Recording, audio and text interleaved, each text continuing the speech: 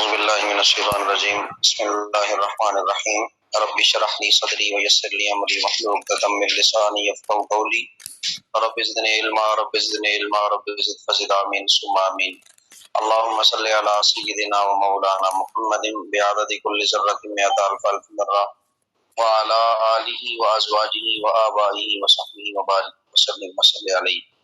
السلام علیکم ورحمۃ اللہ وبرکاتہ۔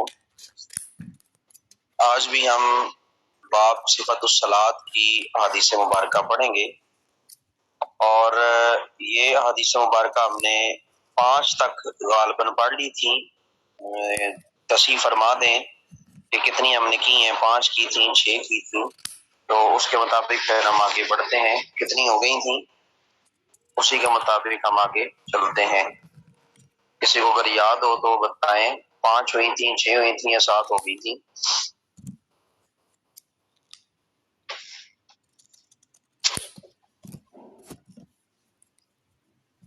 ہاں جی، شاہ جی سے پوچھیں۔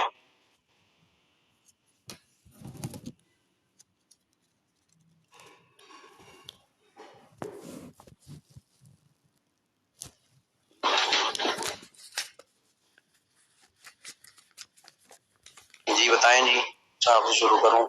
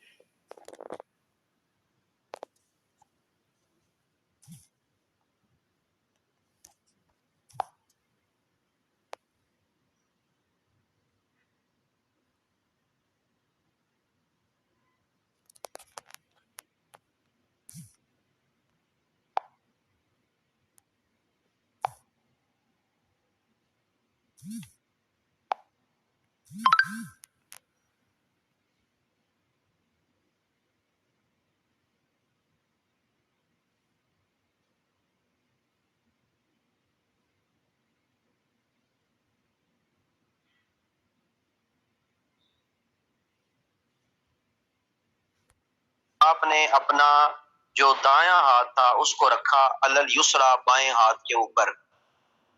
آپ نے دائیں ہاتھ کو بائیں ہاتھ کے اوپر رکھا۔ فلما ارادا، پس جب آپ نے ارادہ فرمایا، ان یرکع، کہ رکوع کریں، اخرج یدیہ، انہوں نے اپنے ہاتھوں کو نکالا، من الثوب، کپڑے سے، ثم رفعہما، پھر دونوں ہاتھوں کو بلند کیا، وکبر، تکبیر کی، فرکع، پس آپ نے رکوع فرمایا، فلما قال، پس جب آپ نے کہا، سمع اللہ لمن حمدہ، رفع یدیہ، سمع اللہ، اللہ نے سن لیا، لمن، اس کی، حمدہ، جس نے اس کی تعریف کی، سمع اللہ لمن حمدہ کہا، رفع یدیہ، تو آپ نے اپنے ہاتھوں کو بلند کیا، فلما سجدہ، جب آپ نے سجدہ کیا، سجدہ بین کفیہ، تو آپ نے اپنی دونوں ہتھیلیوں کے درمیان سجدہ کیا۔ تو یہ سجدہ کرنے کی کیفیت کا بیان ہو رہا ہے۔ دوبارہ اس کا ترجمہ جو ہے وہ سماعت کریں۔ وعن وائل بن حجر، حضرت وائل بن حجر رضی اللہ تعالیٰ عنہ سے مروی روایت ہے، انہ ران نبی صلی اللہ علیہ وآلہ وسلم، کہ نبی پاک صلی اللہ علیہ وآلہ وسلم نے، آپ نے نبی پاک صلی اللہ علیہ وسلم کو آپ نے دیکھا، رفع یدیہ، ہاتھوں کو رفع کرتے ہوئے، یعنی رفع یدین کرتے ہوئے، اٹھاتے ہوئے، حین دخل فی الصلاۃ، جب آپ نماز میں داخل ہو رہے تھے، نماز شروع فرما رہے تھے۔ نماز شروع فرماتے وقت آپ نے نبی پاک صلی اللہ علیہ وسلم کو رفع یدین کرتے دیکھا۔ کبرا ثم التحف بثوبہ، تکبیر کہی اور آپ نے اپنے ہاتھوں کو کپڑے میں لپیٹ دیا۔ ثم وضع یدہ الیمنی علی الیسریٰ، آپ نے دائیں ہاتھ کو بائیں ہاتھ کے اوپر رکھا۔ فلما اراد ان یرکع اخرج یدیہ من الثوب، جب آپ نے ارادہ فرمایا کہ رکوع کریں تو آپ نے اپنے دونوں ہاتھوں کو کپڑوں سے نکالا۔ ثم رفعہما، پھر رفع یدین فرمایا، وکبر، اور تکبیر کہی، فراکع اور رکوع میں چلے گئے. فلما قال سمع اللہ لمن حمدہ، پھر آپ نے ارشاد فرمایا سمع اللہ لمن حمدہ، ان رکوع سے کھڑے ہوئے تو کہا سمع اللہ لمن حمدہ.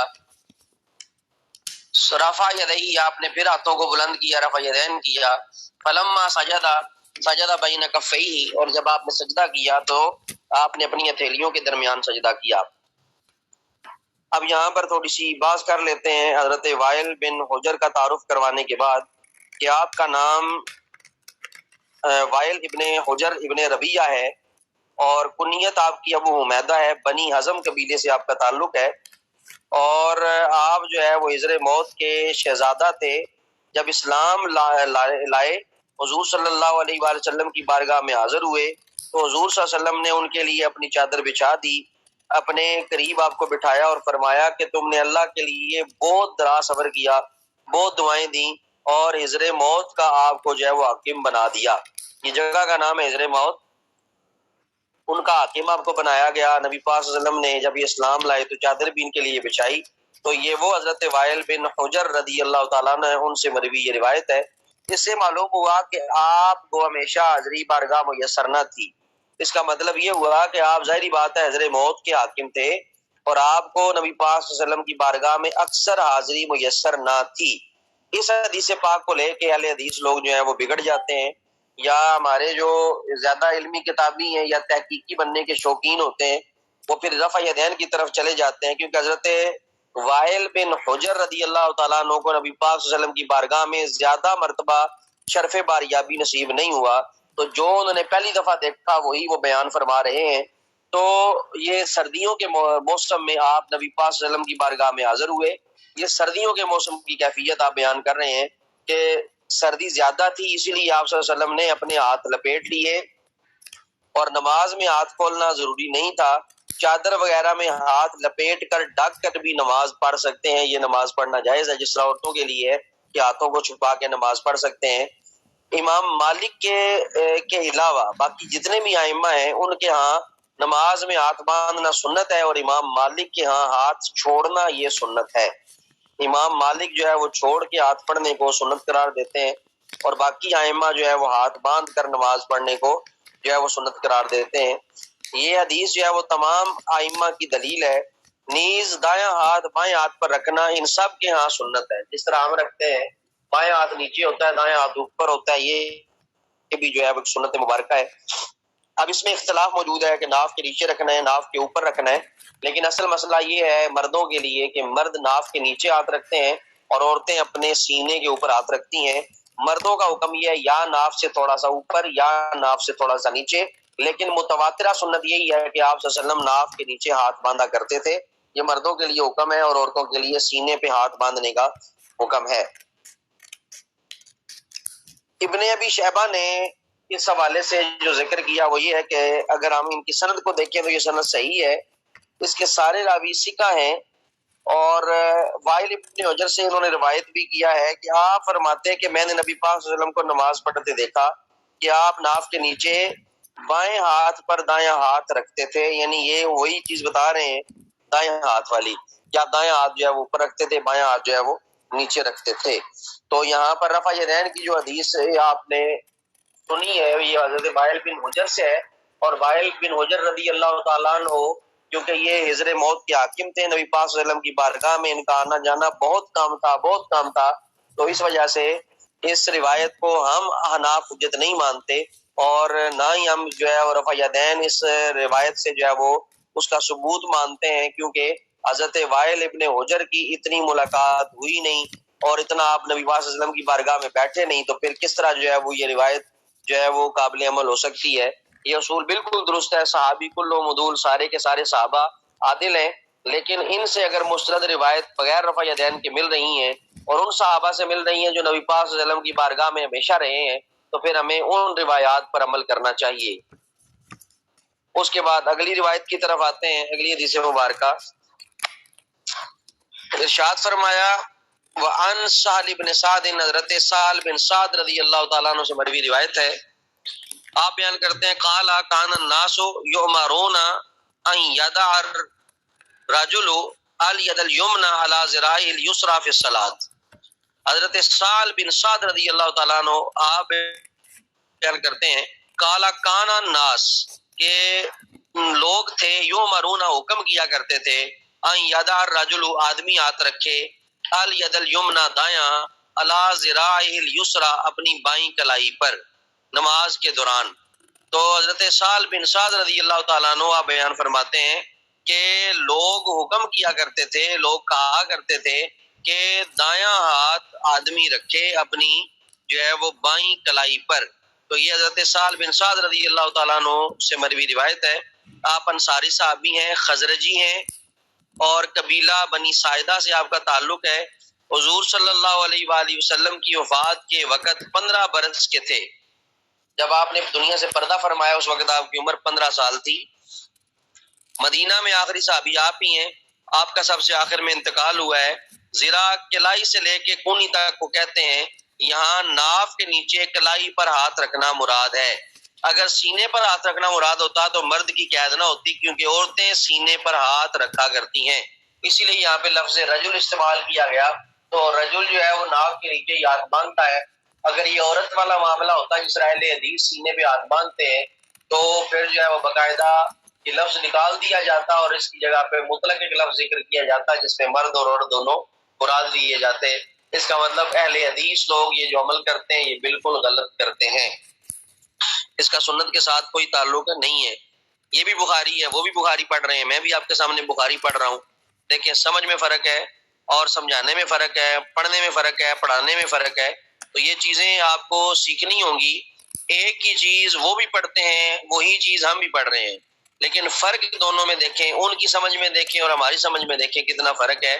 وہ کیا سمجھے اور ہم کیا سمجھے، جس کی وجہ سے پھر آگے اختلافات جو ہے وہ بڑھتے چلے گئے اور نوبت جو ہے وہ شدت اختیار کر چکی ہے. تو اس لیے ہم جو ہے وہ احناف ہی حدیث پر عمل کرنے والے ہیں، نہ کہ اس کے علاوہ کوئی اور. وعن نبی ہریرہ قال کان رسول اللہ صلی اللہ علیہ وسلم اذا قام الى الصلاة يكبر حين يقوم ثم يكبر حين يركع ثم يقول سمع الله لمن حمده حين يرفع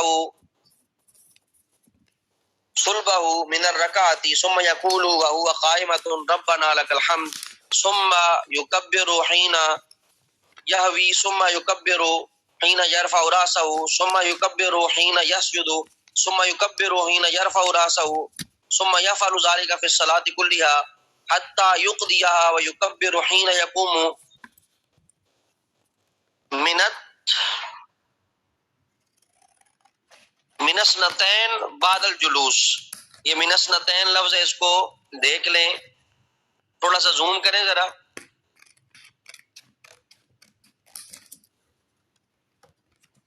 ہاں جی، من اثنتين یہ وہی ہے، من اثنتين ہے، من اثنتين بعد الجلوس.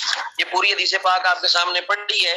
اب دیکھیں حضرت ابو ہریرہ رضی اللہ تعالیٰ عنہ اس روایت میں کیا ارشاد فرماتے ہیں. ان نبی ہریرہ تھا، حضرت ابو ہریرہ رضی اللہ تعالیٰ عنہ سے مروی روایت ہے. قال کان رسول اللہ صلی اللہ علیہ وسلم، نبی پاک صلی اللہ علیہ وآلہ وسلم تھے، اذا جب قام کھڑے ہوتے الی الصلاۃ نماز کے لیے، یکبر تکبیر کہتے، حینا اس وقت، یقوم جب کھڑے ہوتے، ثم یکبر پھر تکبیر کہتے، حین یرکع جب رکوع کرتے، ثم یقول سمع اللہ لمن حمدہ رکوع کرنے کے بعد آپ کیا کہتے، سمع اللہ لمن حمدہ. حین یرفع صلبہ من الرکعۃ جب آپ رکعت سے اپنی پشت مبارک کو، کمر مبارک کو اٹھاتے، پیٹھ مبارک کو اٹھاتے، تو اس وقت آپ سمع اللہ لمن حمدہ یا فرمایا کرتے تھے. ثم یقول پھر آپ کہتے، وہو قائمۃ جب کہ آپ کھڑے ہوتے، ربنا لک الحمد اے ہمارے رب تمام تعریفیں تیرے لیے ہیں. جب آپ رکوع سے کھڑے ہو جاتے مکمل تو پھر آپ فرماتے ربنا لک الحمد. ثم یکبر پھر تکبیر کہتے، ہینا یہوی پھر آپ جو ہے وہ تکبیر کہتے یہاں تک کہ آپ جو ہے وہ جھکتے، یعنی جھکتے ہوئے آپ جو ہے وہ تکبیر کہتے. ثم یکبر حین یرفع رأسہ پھر آپ جو ہے وہ تکبیر کہتے جب آپ اپنے سر کو اٹھاتے. ثم یکبر حین یسجد پھر آپ تکبیر کہتے جب آپ سجدہ فرماتے. ثم یکبر حین یرفع رأسہ پھر آپ تکبیر کہتے جب آپ سر کو اٹھاتے. یعنی سجدہ جس ہم کرتے ہیں، سجدے میں جانے کے لیے ہم کہتے ہیں اللہ اکبر، سجدے سے سر اٹھاتے ہیں پھر کہتے ہیں اللہ اکبر، پھر دوبارہ سجدے میں جاتے ہیں اللہ اکبر، سجدے سے سر اٹھاتے ہیں پھر ہم کہتے ہیں اللہ اکبر. تو یہ اس کی طرف اشارہ ہے. یسم یفعل ذلک فی الصلاۃ کلھا، اور آپ یہ سب جو ہے وہ ہر نماز میں کیا کرتے تھے، حتی یقضیہا، یہاں تک کہ آپ اس کو مکمل کر لیتے، پورا کر لیتے.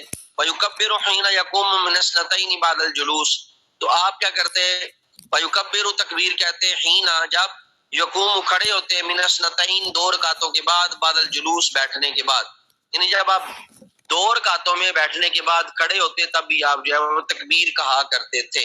تو یہ حدیث پاک بالکل سیدھی ہے، دوبارہ اس کا ترجمہ میں کر دیتا ہوں تاکہ بات آپ کو کلیئر ہو جائے.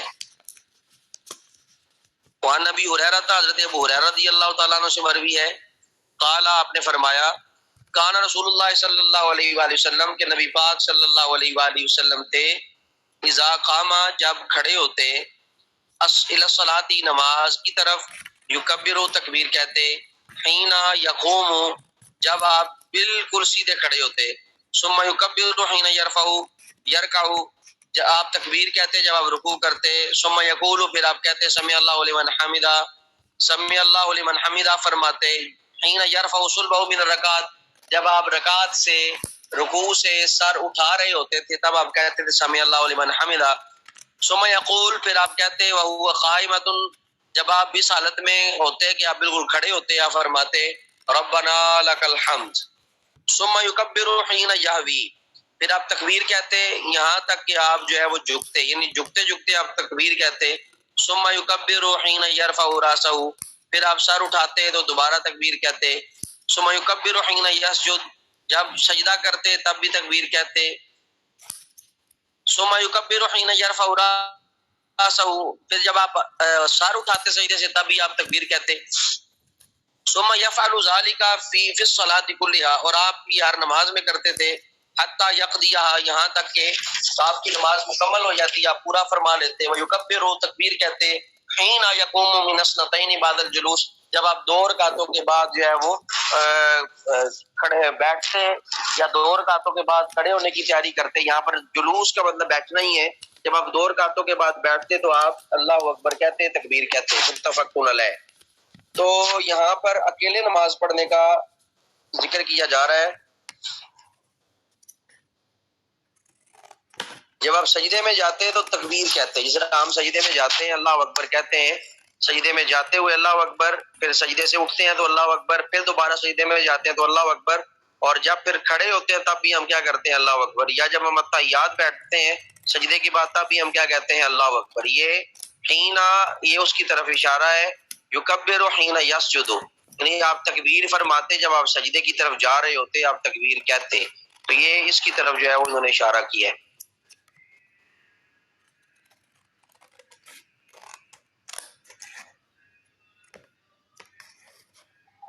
یہ حکم جو ہے وہ اکیلے نماز پڑھنے والے کے لیے ہے.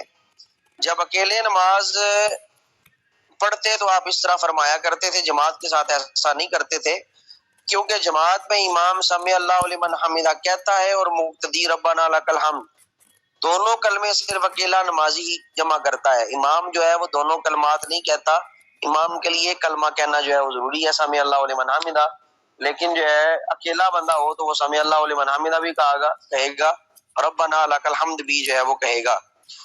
اگرچہ اکیلا نمازی یہ کلمات آہستہ کہتا ہے، لیکن حضور صلی اللہ علیہ وسلم امت کی تعلیم کے لیے آہستہ کلمات بھی کبھی آواز سے فرما دیتے تھے. تو اس حدیث پاک کو اگر ہم تھوڑا سا دھیان سے دیکھیں تو اس کا مطلب یہ ہوا کہ سمع اللہ لمن حمدہ بلند آواز سے کہنا چاہیے، امام کہتا ہے، لیکن ربنا لک الحمد بھی پھر بلند آواز سے کہنا چاہیے. اہل حدیث سے یہ مسئلہ جو ہے وہ اخذ کر سکتے ہیں، جس طرح وہ ربنا ولک الحمد پڑھتے ہیں. اگر آپ کبھی اتفاق ہو حرم کعبہ کی نماز سنیں تو یہ ربنا ولک الحمد باقاعدہ اونچی آواز سے جو ہے وہ پڑھا جاتا ہے. تو یہ اس کی وجہ یہ ہے حدیث پاک دیکھ رہے ہوتے ہیں. حالانکہ ایسا بالکل معاملہ نہیں ہے کہ ربنا لک الحمد جو ہے وہ بلند آواز سے کہنا دونوں کے لیے لازم ہے، مقتدی ہو یا امام ہو. لیکن صرف اکیلا آدمی جو اکیلا نماز پڑھنے والا ہے وہ سمع اللہ لمن حمدہ بھی کہے گا، ربنا لک الحمد بھی کہے گا. اس کے لیے اونچی آواز کرنا ضروری نہیں ہوگا. اسی لیے صحابہ کرام فرماتے ہیں کہ نبی پاک صلی اللہ علیہ وآلہ وسلم ظہر میں جو ہے فلاں سورت پڑھتے تھے، عصر میں فلاں پڑھتے تھے. اس کا مطلب آپ تعلیم دینے کے لیے بھی بعض اوقات جو ہے وہ پست آواز کی چیزوں کو بلند آواز میں پڑھتے تاکہ لوگوں کو اس چیز کا علم حاصل ہو جائے۔ خلاصہ یہ ہے کہ سوائے رکوع سے اٹھنے کے باقی نماز کی ہر حرکت میں تکبیر کہنا چاہیے۔ یعنی جب ہم اٹھتے ہیں نا رکوع سے تو سمع اللہ لمن حمدہ کہتے ہیں، اللہ اکبر نہیں کہہ کے اٹھتے، سمع اللہ لمن حمدہ کہہ کے اٹھتے ہیں۔ باقی ہر حرکت پہ ہم جو ہے وہ اللہ اکبر کہتے ہیں۔ یہ احناف کی سب سے بڑی دلیل ہے۔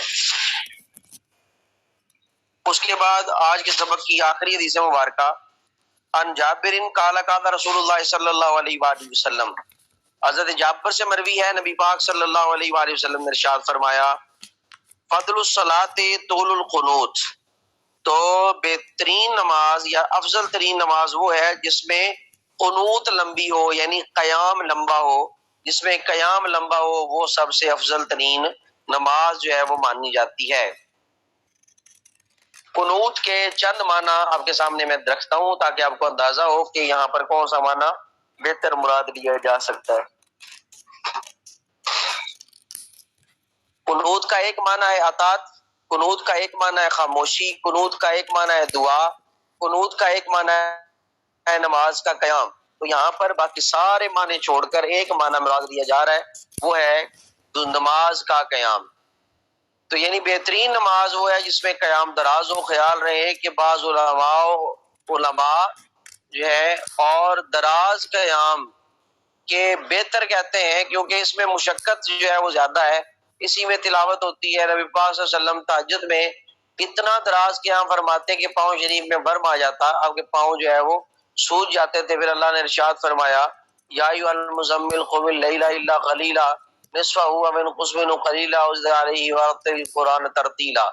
تو آپ جو ہے یہ آیت سماعت کی آپ نے، نبی پاک صلی اللہ علیہ وسلم جب آپ کے پاؤں میں برم آتا تو اللہ ارشاد فرماتا، یا ایھا المزمل قم اللیل الا قلیلا، اے چادر اوڑھنے والے قیام کم کیجئے، اب انقص منہ قلیلا، آپ قیام میں کمی کیجئے۔ یعنی اللہ تعالیٰ اپنے محبوب کو پھر حکم فرماتا کہ آپ کم قیام کریں۔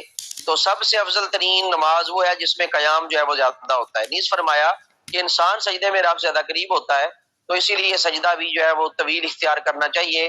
تو جو تہجد میں دراز قیام افضل ہے اور دن میں زیادہ سجدے جو ہیں وہ طویل افضل ہیں، تو اگر بندہ رات میں قیام زیادہ کرتا ہے وہ افضل ہے، اور دن میں اگر سجدے کرتا ہے تو وہ افضل ہے۔ قرآن پاک کی جو آیت سورہ اقرا کی آخری آیت ہے، اس کے تحت جو ہے وہ حکم یہ ہے کہ سجدہ کرو اور قریب ہو جاؤ۔ تو جتنا بندہ لمبا سجدہ کرے گا اتنا اللہ تعالیٰ اسے اپنا قرب بھی عطا فرمائے گا۔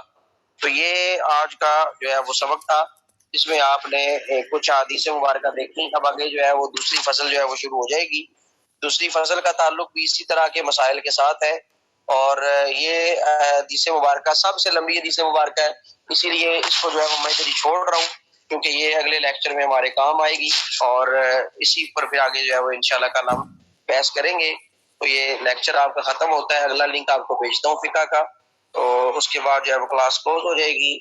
السلام علیکم ورحمۃ اللہ وبرکاتہ۔